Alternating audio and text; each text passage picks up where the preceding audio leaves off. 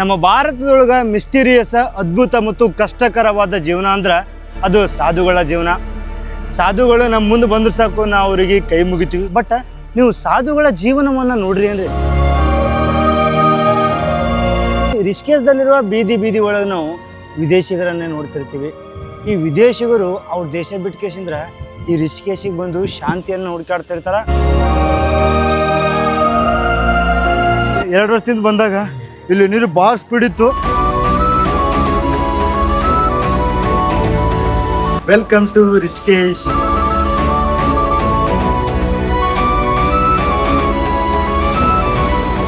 ನಾ ಇವಾಗ ನಿಮಗೆ ಕರ್ಕೊಂಡ್ಬಂದಿನಿ ಭಾರತದಲ್ಲಿರುವ ವಿಭಿನ್ನ ಸಿಟಿಗೆ ರಿಷಿಕೇಶ. ಇಲ್ಲಿರುವ ನೇಚರ್, ಇಲ್ಲಿರುವ ವೈಭ ಯಾವುದೇ ಸಿಟಿ ಒಳಗೆ ಸಿಗಲ್ಲ. ಇದು ಸಿಟಿ ಸುತ್ತಮುತ್ತ ಹಿಮಾಲಯ ಪರ್ವತಗಳದವ. ಇದೇ ಸಿಟಿ ಒಳಗೆ ಮಹಾಗಂಗಾ ಹರಿತಿರ್ತಾಳ. ಇದೇ ಸಿಟಿಗೆ ವರ್ಲ್ಡ್ ಯೋಗ ಕ್ಯಾಪಿಟಲ್ ಸಿಟಿಪ್ಪ ಅಂತಂದು ಕರೀತಾರ. ಈ ಸಿಟಿ ಒಳಗೆ ಸಾಕಷ್ಟು ವಿದೇಶಿಗರು ಬಂದ್ ಕೇಸಿಂದ್ರ ಯೋಗ ಪ್ರಾಕ್ಟೀಸ್ ಮಾಡ್ತಿರ್ತಾರ.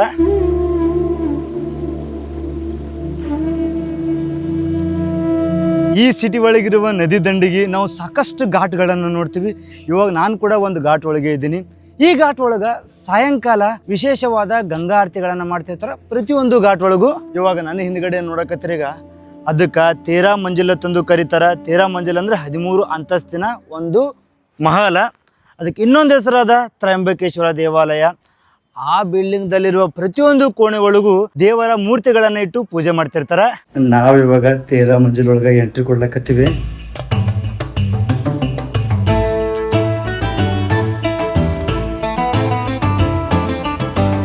ಕಾಂಪ್ಲೆಕ್ಸ್ ಒಳಗೆ ಅಂಗಡಿಗಳು ಯಾವ ರೀತಿ ಇದ್ದಿರ್ತಾವಾಗ ಆ ರೀತಿ ಇಲ್ಲಿ ಮಂದಿರಗಳನ್ನು ನಿರ್ಮಾಣ ಮಾಡ್ಯಾರ ಈ ಕಾಂಪ್ಲೆಕ್ಸ್ ಒಳಗೆ.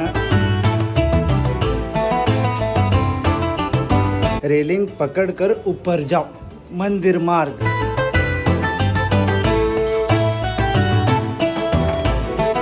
ಅಂದ್ರೆ ನಮ್ಮ ಭಾರತದ ಜನರು ದೇವರುಗಳನ್ನು ನೋಡಿದ್ರೆ ನಮಸ್ಕಾರ ಮಾಡ್ಲಾರ್ದೇ ಮುಂದೆ ಹೋಗೋದಿಲ್ಲ.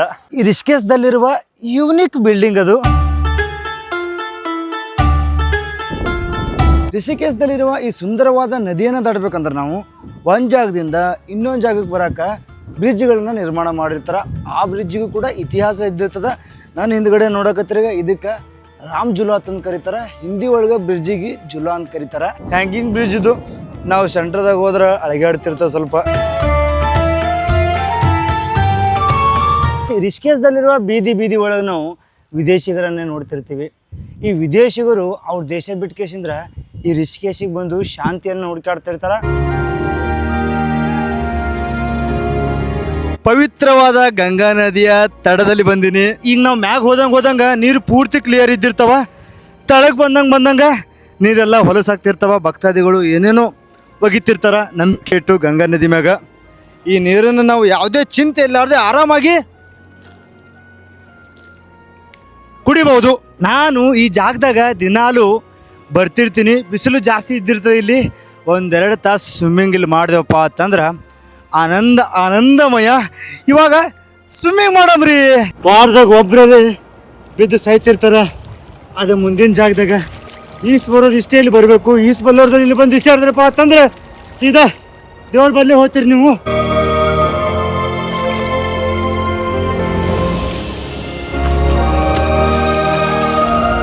ಇಲ್ಲಿ ಗಂಗಾರತಿಗಳು ಮಾಡ್ತಿರ್ತಾರ. 2-3 ತೊಲಿ ಗಂಗಾರತಿ ಫೇಮಸ್ ಅದ. ಅಲ್ಲೆಲ್ಲ ಹೋಗಿ ಕಿಶನಲ್ಲಿ ಬರೋಮ್ರತ್ತ. ಸೂರ್ಯ ಮುಳುಗಷ್ಟಿನ ಆ ಜಾಗದಾಗ ಇರ್ಬೇಕು ನಾವು. ಎಂತ ಆನಂದವೋ ಈ ಗಂಗಾ ನದಿಯಲ್ಲಿ.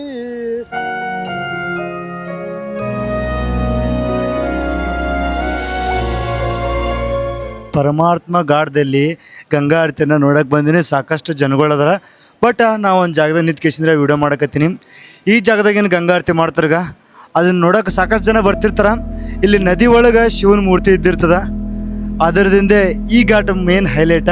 ಇಲ್ಲಿ ನದಿ ನೀರು ಜಾಸ್ತಿ ಆದಗಳೇ ಶಿವನು ಕುತ್ತಿಗೆ ತಕ್ಕ ನೀರು ಬಂದಿರ್ತಾವ. ಅದ್ರದ್ದು ವ್ಯೂವ ನೀವೆಲ್ಲರೂ ನೋಡಿರ್ತೀರಿ ನ್ಯೂಸ್ ಚಾನಲ್ದಾಗ.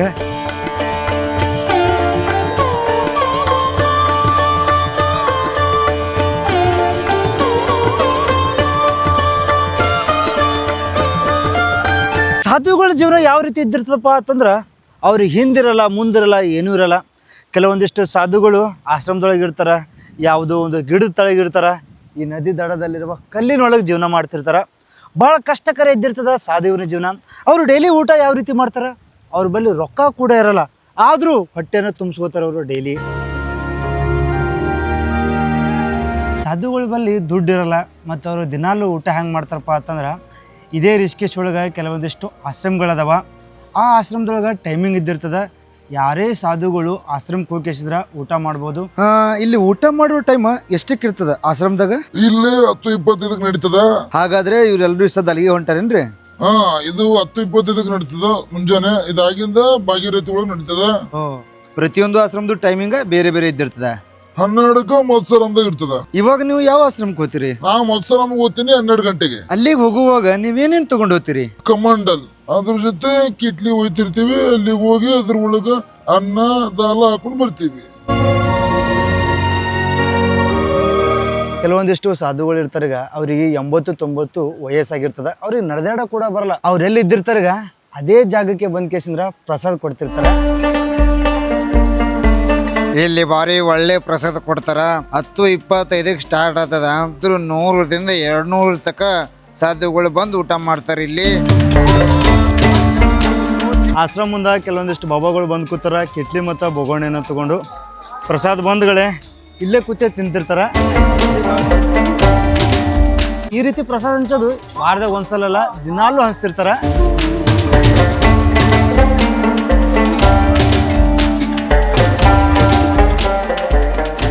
ಎಲ್ಲರೂ ಪ್ರಸಾದ ತೊಗೊಂಡಿದ್ದಾಯ್ತು. ತಿನ್ನೋರು ಇಲ್ಲೇ ತಿಂದರು, ಒಯ್ಯೋರು ಒಯ್ತಿರ್ತಾರ. ಸಾಧುಗಳಿಗೆ ಆಶ್ರಮದಾಗ ಸಿಕ್ತಪ್ಪ ಅಂತಂದ್ರೆ ಜಾಗ ಆಶ್ರಮದಾಗ ಮಲ್ಕೋತಾರ. ಆಶ್ರಮದಾಗ ಜಾಗ ಸಿಗ್ಲಿಕ್ಕಪ್ಪ ಅಂತಂದ್ರೆ ಈ ರೀತಿ ಕಟ್ಟಿ ಮ್ಯಾಗ ಮಲ್ಕೋತಾರ. ಇವಾಗ ಇಲ್ಲಿರುವ ಸಾಧು ಊಟ ಮಾಡಿಕೆಸಿಂದ್ರೆ ಆರಾಮಾಗಿ ಮುಕ್ಕೊಂಡನ. ಮಗಳಿಗೆ ನಾಯಿ ಕೂಡ ಅದ. ಇವ್ರ ಬಲ್ಲಿ ಏನು ಇರ್ಲಿಕ್ಕಪ್ಪ ಅಂತಂದ್ರು ಕಿಟ್ಲಿ ಮತ್ತು ಸಣ್ಣ ಬೋಗನಿ ಇದ್ದೇ ಇದ್ದಿರ್ತದ. ಅಕಸ್ಮಾತ್ ಇಲ್ಲಿ ಮಲ್ಕೊಳ್ದಾಲಿಕ್ಕಪ್ಪ ಅಂತಂದ್ರೆ ಆಶ್ರಮದಾಗ ಜಾಗ ಸಿಗ್ಲಿಕ್ಕಪ್ಪ ಅಂತಂದ್ರೆ ಡೈರೆಕ್ಟ್ ನದಿ ದಡದಲ್ಲಿರುವ ಕಲ್ಲುಗಳ ಬಲ್ಲಿ ಹೋಗಿಸಿದ್ರೆ ಜೀವನ ಮಾಡ್ತಿರ್ತಾರೆ. ಇಲ್ಲಿರುವ ಸಾಧುಗಳು ಸುಮ್ ಕುಂದ್ರಲ್ಲ, ಯಾವಾಗಲೂ ದೇವರ ಧ್ಯಾನವನ್ನು ಮಾಡ್ತಿರ್ತಾರೆ. ಇವಾಗ ಇಲ್ಲಿ ಸಾಧು ಅದರ, ಅವರು ರಾಮ ರಾಮಪ್ಪ ಅಂತಂದು ಪುಸ್ತಕದೊಳಗೆ ಬರೀಲಕತ್ತಾರ. ಪೂರಾ ದಿನ ಇಸೆ ರಾಮ್ ಧ್ಯಾನ್ ಮೇ एक दिन में 10 पेज 5000 वर्ड. एक दिन में 10 पेज 10 पेज 5000 वर्ड. 5000 वर्ड. ಪ್ರತಿದಿನನೂ 5000 ಶಬ್ದಗಳನ್ನು ಬರೀತಿರ್ತಾರೆ. कितना साल से कर रहे हो बाबू जी आप? 4 साल. 4 साल से इधर ही रहते हो ऋषिकेश में? 7 साल हो गए. इधर ही आके 7 साल हो गए. रहते हो किधर आप? 7 नंबर बीटल आश्रम के आश्रम पे? आप आश्रम? हाँ, बीटल आश्रम के बगल में साधु लोग ही रहते हैं. रात को रात का ऐसा ही शेड बना हुआ है ना. शेड? आप मतलब शेड में रहते हो आप? अब बारिश पड़ती है तो अंदर चले जाते हैं. तो बारिश आप प्रॉपर किधर से हो? देहरादून. देहरादून से. नमस्ते बाबा जी.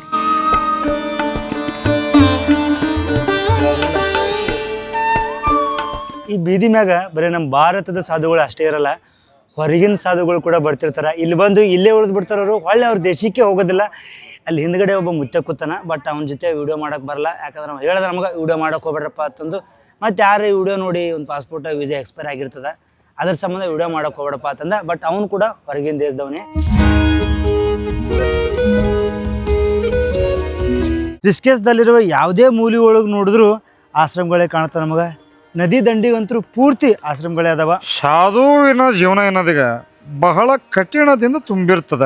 ನನ್ನ ಹೆಸರು ಶ್ರೀರಾಮ್ ಅದ. ನೀ ಏನು ಭಜನ ಮಾಡ್ತೀಗ ಅದೇ ಒರಿಜಿನಲ್ ಶ್ರೀರಾಮ್. ನಾನು ರಾಮ ರಾಮ ಜಯ ರಾಜ ರಾಮ. ಅಂದ್ರ ರಾತ್ರಿ ಎಲ್ಲಿ ಮಲಗ್ತೀರಿ ನೀವು? ರಾತ್ರಿ ಹೊತ್ತು ನಾನು ನೋಡು ಸಾಧುವಿನ ಜೀವನ ನಾನು ನಿಮಗೆ ಅವಾಗ ಹೇಳಿನಿ, ಭಾಳ ಕಷ್ಟಕರ ಇದ್ದಿರ್ತದ. ನಾವು ಯಾವಾಗಲೂ ಭಜನೆ ಮಾಡ್ತಿರ್ತೀವಿ. ಅಂದರೆ ಎಲ್ಲವನ್ನ ಬಿಟ್ಟು ಸುಖ ಇಲ್ಲ, ಏನೂ ಇಲ್ಲ, ಒಂದು ನಾರ್ಮಲ್ ಪೂರ್ತಿ ಕಠಿಣ ಪರಿಸ್ಥಿತಿಯಲ್ಲಿ ಸಾಧು ತಮ್ಮ ಜೀವನವನ್ನು ನಡೆಸ್ತಿರ್ತಾರ. ನಮ್ಮ ದೊಡ್ಡ ಗುರು ಅಂದರೆ ಮಹಾದೇವ. ನೋಡು, ಮಹಾದೇವನ ಚರ್ಚೆ ಮಾಡೋಷ್ಟಾಗನೇ ನಿನ್ನ ಹಿಂದೆ ಮಹಾದೇವ್ ಸ್ವಯಂ ಅಲ್ಲೇ ಕೂತಾನ. ಅವನ ಆಜ್ಞೆ ಇಲ್ಲಾರ್ದೆ ನಾವು ಏನೂ ಮಾಡೋದಾಗಲ್ಲ. ಅವ ಆಜ್ಞೆ ಕೊಟ್ಟನ. ಇವಾಗ ನಾನು ನೀನು ಕೂತು ಇಲ್ಲಿ ವಿಡಿಯೋ ಮಾಡಕತ್ತೀವಿ. ಹೌದು, ನಾನು ನಿಂದು ಸ್ವಯಂ ಮಹಾದೇವನೇ ಅದಾನ. ಅಭಿ ನಾನು ಇವಾಗ ನೋಡಕತ್ತೀನಿ. ಈಗ ಸಿಂಪಲ್ ಜೀವನ ಇವ್ರ ಜೀವನ ಪೂರ್ತಿ ಇದೇ ನದಿ ದಂಡಿಗಿರುವ ಗಿಡದ ಜೊತೆನೆ ಇದ್ದಿರ್ತದ. ರಾತ್ರಿ ಹಿಂಗೆ ಮಲಗ್ತಾರೆ ನೀವು? ಅಂದ್ರೆ ಗಿಡದ ತಳಗೆ? ಹೌದು, ಗಿಡದ ತಳಗೆ ಮಲಗ್ತೀನಿ. ಹಂಗಂದ್ರೆ ಇಲ್ಲೇ ನಿಮ್ದು ಜೀವನ, ಏನೇ ಮಾಡ್ಬೇಕಂದ್ರು ಇಲ್ಲೇ ಮಾಡ್ತಿರ್ತೀರಿ. ಇದು ನಿಮ್ಮ ಮನೆ ಇದ್ದಂಗೆ ಟೋಟಲ್. ನೋಡಪ್ಪ, ನನ್ನ ಚಾವಣಿನೇ ಆಕಾಶ, ನನ್ನ ಹಾಸಿಗೆನೇ ಈ ಭೂಮಿ ತಾಯಿ.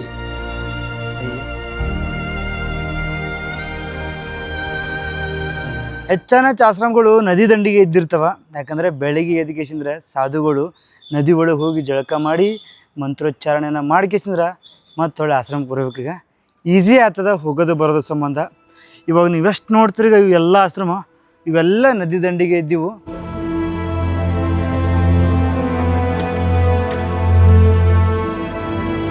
ನದಿ ದಂಡಿಗಿರುವ ಒಂದು ಕಲ್ಲದ, ಆ ಕಲ್ಲಿನ ತಳಗಡೆ ಈ ಸಾಧು ಜೀವನವನ್ನು ಮಾಡ್ತಾನೆ. ಅವನದು ಡೈಲಿ ಲೈಫ್ ಸ್ಟಾರ್ಟ್ ಆಗ್ತದ ಸಾಯಂಕಾಲ 4 ಗಂಟೆಗೆ. ಇವಾಗ 4 ಗಂಟೆಗೆ ಸ್ನಾನ ಮಾಡಕತ್ತಾರ ನೋಡ್ರಿ ಸಾಧುಗಳು. ಸಾಕಷ್ಟು ಸಾಧುಗಳು ಕೂಡ ಫೇಕ್ ಇದ್ದಿರ್ತಾರೆ. ಆದ್ರೂ ನನಗೆ ಈ ಸಾಧು ಏನು ಸಿಕ್ಕನೀಗ ನಾನು 5 ದಿನದ ತನಕ ಅವನು ನೋಡಕತ್ತೀನಿ. ಬಹಳ ನಿಷ್ಠಾವಂತ ಸಾಧು, ಯಾರಿಗೂ 1 ರೂಪಾಯಿನೂ ಬಿಡಲ್ಲ. ಅವನೇ ಆ ಕಷ್ಟಕರವಾದ ಜೀವನವನ್ನು ಬದುಕ್ತಿರ್ತಾನೆ. ಇವಾಗ 4 ಗಂಟೆಗೆ ಜಳಕ ಮಾಡ್ತಿರ್ತಾನೆ, ಎದ್ದು ಕಸಿದ್ರೆ ಮತ್ತೆ ಧ್ಯಾನ ಮಾಡ್ತಾನೆ. ಪೂರ ರಾತ್ರಿ 9 ತನಕ ಧ್ಯಾನ ಮಾಡ್ತಿರ್ತಾರೆ. ರಾತ್ರಿ ಎಷ್ಟೇ ಗಾಳಿ ಮಳೆ ಬಂದರೂ ಇದೇ ಜಾಗದಾಗ ಇರ್ತಾರೆ. ಮತ್ತು ಬೆಳಿಗ್ಗೆ ಎದ್ದು ಜಳಕ ಮಾಡಿ ಧ್ಯಾನ ಮಾಡೋದು, ಇದೇ ರೀತಿ ಈ ಜೀವನವನ್ನು ಸಾಗಿಸ್ತಿರ್ತಾನೆ ಇಲ್ಲಿರುವ ಸಾಧು.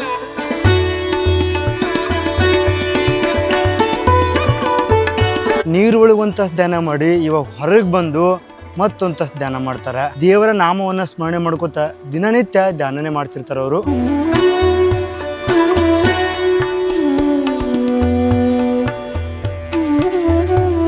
ನನ್ನ ಹಿಂದ್ಗಡೆ ಕಾಣ್ತದೀಗ ಇದೇ ಕಲ್ಲಿನ ಕೆಳಗಡೆನೆ ಈ ಸಾಧು ಜೀವನ ಮಾಡ್ತಾನೆ. ಅವರಿರುವ ಈ ಜಾಗದೊಳಗೆ ಬಂದು ಅಲ್ಲಿ ದೇವರ ಫೋಟೋ ಮತ್ತು ಮೂರ್ತಿಗಳಿದ್ದಿರ್ತಾವ. ದೇವರಿಗೆ ಪೂಜೆ ಮಾಡಿ 1 ಪೇಜ ರಾಮಾಯಣನ ಓದ್ಕೇಸಿದ್ರೆ ಇನ್ನು 4 ತಾಸು ಇದೇ ಜಾಗದಾಗ ತಪಸ್ ಮಾಡ್ತಿರ್ತಾರೆ ಅವರು. ರಾತ್ರಿ 8:30 9ಕ್ಕೆ ಹೊರಗೆ ಬರ್ತಾರ ಆ ಗುಡ್ಸಲ್ದಿಂದ. ಒಂದು ಹೊತ್ತು ಇವರು ಊಟಕ್ಕೆ ಕಡಿಮೆ ಮಾಡ್ತಾರೆ. ಬಟ್ ಪೂಜೆಗೆ ಏನೇನು ಮಾಡಬೇಕು ಎಲ್ಲ ರೀತಿ ಸಾಮಾನುಗಳನ್ನು ತಂದು ಕೇಸಿದ್ರೆ ಪೂಜೆ ಮಾಡ್ತಿರ್ತಾರೆ.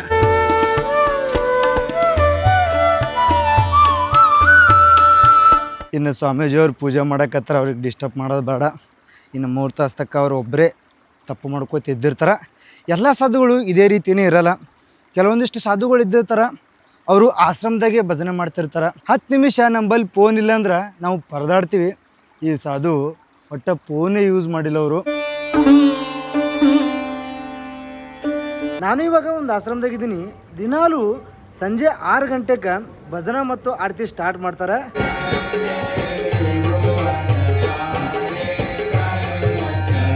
ರಿಷಿಕೇಶ್ ಸಿಟಿದಲ್ಲಿರುವ ಇನ್ನೊಂದು ಫೇಮಸ್ ಘಾಟ, ಆ ಘಾಟಿಗೆ ತ್ರಿವೇಣಿ ಘಾಟ್ ಅಂತ ಕರೀತಾರೆ. ಅಲ್ಲಿ ನಡೆಯುವ ಗಂಗಾ ಆರತಿ ಕೂಡ ಫೇಮಸ್. ಅಲ್ಲಿ ಹೋಗ್ಬೇಕಪ್ಪ ಅಂತಂದ್ರೆ ಸಿಟಿ ಒಳಗೆ ಹೈಸೇಸ್ ಹೋಗ್ಬೇಕು. ಸೂರ್ಯ ಮುಣಗ್ದಂಗೆ ಎಲ್ಲರೂ ಈ ಘಾಟಿಗೆ ಆಟೋ ತೊಗೊಂಡು ಬರ್ಲಕತ್ತಾರ. ತ್ರಿವೇಣಿ ದ್ವಾರದೊಳಗೆ ಎಂಟ್ರಿ ಕೊಟ್ಟುಗಳೇ ನಮಗೆ ಈ ರೀತಿ ರೋಡ್ ಕಾಣ್ತದ. ಇದು ರೋಡ್ ಎಂಡಿಗೆ ನದಿನೇ ಅದ.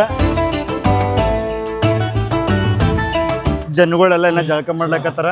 ಇನ್ನೊಂದು ಅರ್ಧ ತಾಸದೊಳಗೆ ಗಂಗಾ ಆರತಿ ಕೂಡ ಸ್ಟಾರ್ಟ್ ಆಗ್ತದ. ಇದೇ ಜಾಗದಾಗ ನಾನು ಒಂದು 2 ವರ್ಷದಿಂದ ಹಿಂದೆ ಕೂಡ ಬಂದಿದ್ದೆ. ಇಲ್ಲಿ ಗಂಗಾ ಆರತಿಯನ್ನು ಅನುಭವಿಸಿದ್ದೆ. ಇಲ್ಲಿದೆ ನಾನು ದೇವಪ್ರಯಾಗ ಮತ್ತು ರುದ್ರಪ್ರಯಾಗ ಕರ್ಣಪ್ರಯಾಗ ವಿಡಿಯೋಗಳನ್ನು ಮಾಡ್ಕೊತ ಹೋಗಿದ್ದೆ. ಅವ್ರನ್ನ ಯಾರು ನೋಡಿಲಿಗ ಈ ವಿಡಿಯೋ ಡಿಸ್ಕ್ರಿಪ್ಷನ್ದಾಗ ಹಾಕಿರ್ತೀನಿ, ಅದ್ರ ಲಿಂಕ್ ಹೋಗಿ ಎಷ್ಟನಾರ ನೋಡ್ರಿ. ಉತ್ತರಾಖಂಡ್ ಪ್ಲೇ ಲಿಸ್ಟ್ ಒಳಗೆ.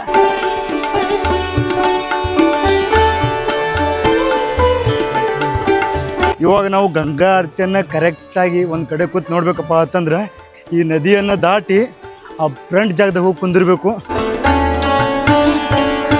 ಓಹ್ ತಣ್ಣಗದವ ನೀರ. Slow slow slow slow slow slow slow slow bro. ಹಾಂ ಸ್ಲೀಪ್ ರೀ. 2 ವರ್ಷದಿಂದ ಬಂದಾಗ ಇಲ್ಲಿ ನೀರು ಭಾಳ ಸ್ಪೀಡ್ ಇತ್ತು, ದಾಟೋದಾತಿದ್ದಿಲ್ಲ. ಬಟ್ ಈ ಸಲ ದಾಟ್ ಕಿಸಿಂದ್ರೆ ಹೊಂಟಿವಿ ನೋಡ್ರಿ. ಇದು ನದಿ 2 ಭಾಗ ಮಾಡ್ಯಾರ ಇಲ್ಲಿ. ಇದು ಒಂದು ಚಿಕ್ಕ ಭಾಗ. ಹರಿದ್ವಾರದೊಳಗೆ ನೀವು ನೋಡಿರಿ, ಹರಿಕಿ ಪೌಡಿ ಒಳಗೂ ಇದೇ ರೀತಿ ಸ್ವಲ್ಪ ನೀರು ಬರೋಂಗೆ ಜಾಗ ಮಾಡಿದ್ರು. ಇವಾಗ ಆಚೆ ಕಡೆ ಹೋದ್ರೆ ಭಾಳ ಸ್ಪೀಡಾಗಿ ಜಾಸ್ತಿ ಜಾಗದಲ್ಲಿ ನೀರು ಹರಿತಿರ್ತದ. ಈ ಕಡೆ ಒಂದು ಸಣ್ಣ ನದಿ, ಈ ಕಡೆ ಹರಿಲಿಕ್ಕತ್ತದ ನೋಡ್ರಿ ದೊಡ್ಡ ನದಿ. ಇದು ನಮ್ಮ ಗಂಗಾ ಮಾತೆ. ನದಿ ದಂಡಿಗೆ ನಮ್ಮ ಹಿಂದೂ ದೇವತೆಗಳು ಎಲ್ಲರೂ ಅದಾರ ಇಲ್ಲಿ. ಏನು ಅರ್ಧಂಬರ್ಧ ಮುರಿದಿರ್ತಾವಾಗ ಅವ್ರನ್ನೆಲ್ಲ ತಂದು ನದಿ ದಂಡಿಗೆ ಇಡ್ತಿರ್ತಾರ. ಗಂಗಾ ಆರತಿ ನೋಡೋದು ಸೆಟಪ್ ಫಸ್ಟ್ ಟೈಮ್ ನಾನು ಈ ರೀತಿ ನೋಡೋದು. ಇದೇ ಒಂದು ಜಾಗದಾಗ ಗಂಗಾ ಆರತಿ ಮಾಡುವಾಗ ಆ ಗಂಗಾ ನದಿ ನೀರು ಬಂದು ಪಾದಕ್ಕೆ ಟಚ್ ಆಗೋದು.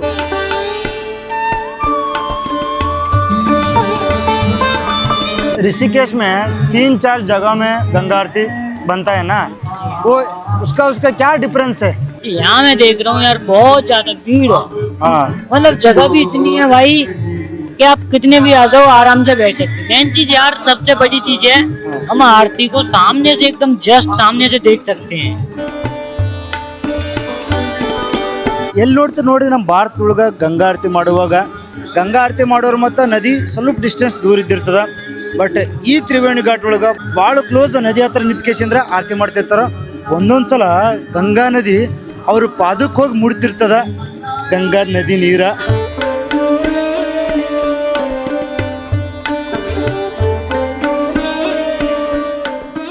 जब पहाड़ों का पानी यहाँ पे इतना हो जाता है, इतना आ जाता है कि भाई मॉनसून में ये पूरी स्टेयर्स, ये सारे स्टेप्स भर जाते हैं पानी से।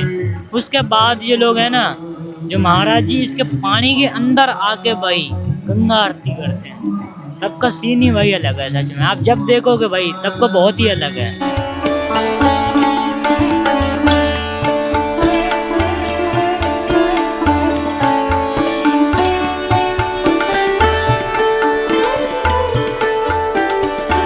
ನೋಡಿದ್ರಿಗೆ ಇಲ್ಲಿಗೆ ಎದಕ್ಕೆ ಜನಗಳು ಬರ್ತಾರಪ್ಪ ಅಂತಂದು, ನಮ್ಮ ಭಾರತೀಯರಷ್ಟೇ ಅಲ್ಲ ಹೊರಗಿನ ದೇಶದ ಜನರು ಕೂಡ ಇಲ್ಲಿ ಬಂದು ಕೇಸಿಂದ್ರೆ ಸೆಟಲ್ ಆಗ್ತಿರ್ತಾರೆ.